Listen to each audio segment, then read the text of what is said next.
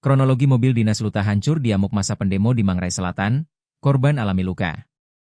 Mobil dinas Lurah Manggarai Selatan, Muhammad Sidik, hancur di amuk masa pendemo di Jalan KS Tubun, Tanah Abang, Jakarta Pusat. Peristiwa itu terjadi saat Sidik tengah dalam perjalanan pulang ke rumah dengan diantar oleh sopirnya. Senin, 25 Agustus 2025, malam.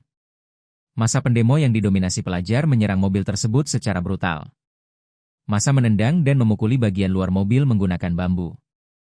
Mereka juga memecahkan kaca dan naik ke kap mobil. Camat Tebet Dian Airlangga mengatakan, mobil tersebut menjadi sasaran amukan massa karena menggunakan pelat merah. Dian mengungkapkan, saat ini Sidik dalam kondisi sehat meskipun mengalami luka memar di bagian wajah. Di sisi lain, Dian mengaku belum mengetahui soal rencana melaporkan peristiwa ini ke polisi.